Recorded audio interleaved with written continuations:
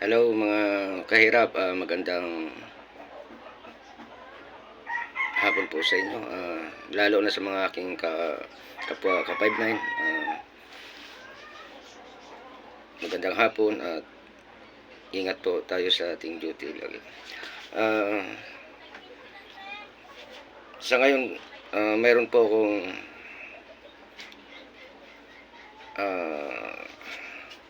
talakayin tungkol doon sa kaibigan ko. Ito, hindi ko lang siya pangalanan, mga kahirap. Ngunit siya ay naawa rin ako sa kanya dahil pagka 5-9 talaga, tinatawag natin kahit hindi natin ka-agency, meron tayong tinatawag na unity pa rin sa bilang isang security, no?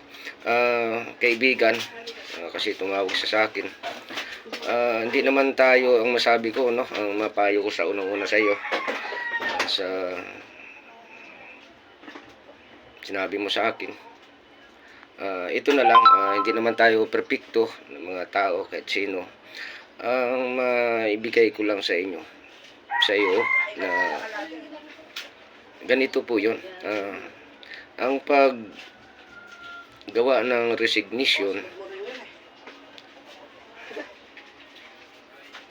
ayan ay hindi dapat ipadala kung saan-saan. Hindi natin ipadala sa inspector, hindi natin ipadala kung sino man ang nakataas dyan na mga opisyalis natin sa 100, no? Maaari tayo sabihin lang natin, tinatawag natin na verbal, no? Verbal na, sir, mag-resign na po ako sa ganitong buwan, sa ganito kasi unang-una bago tayo mag-resign, no, pakaalam ko parang 1 month before or 2 months bago tayo mag-file tayo muna ng resignation, at doon na lalakad, tatakbo yung ating pag-resign, no? Ang masabi ko doon pala sa iyo, kaibigan, ang pag-resign, paggawa ng excuse letter, ay mali ka dito, no?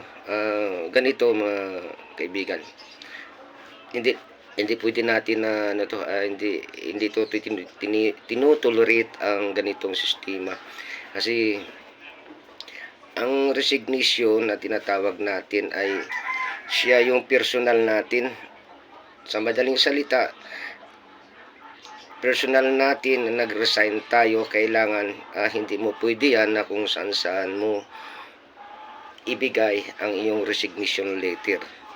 Kailangan dalang-dala mo yan doon sa iyong opisina. Ikaw mismo personal ang magsadya, no? Kasi isa yan na may mga bagay ka dyan na dapat pipirmahan sa loob ng opisina. At maliban doon, ang napaka-importante, kung kahit hindi ka pamilyado or binata ka, importante yung mga benefits dyan, kailangan pipirmahan mo yun.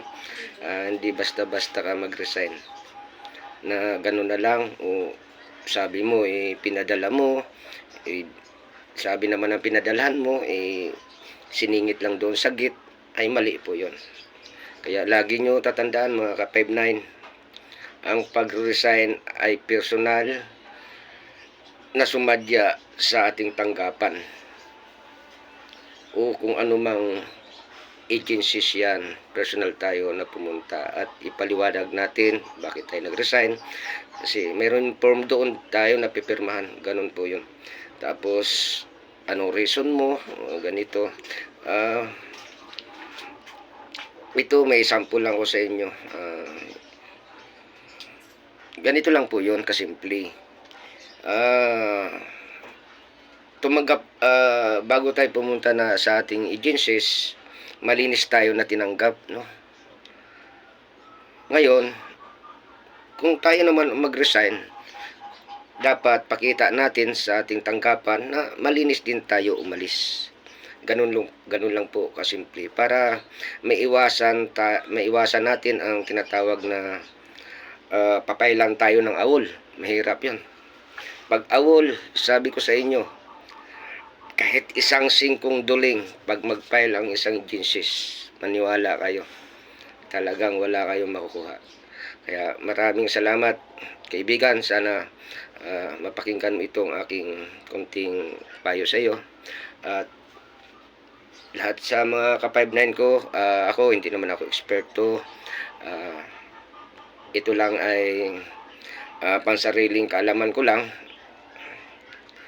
Kaya ganito po, sinsya na kayo sa akin kung yun lang po ang aking isabi at wala naman akong iba, payo lamang sa aking kaibigan. Maraming salamat at mabuhay po kayo mga ka-59.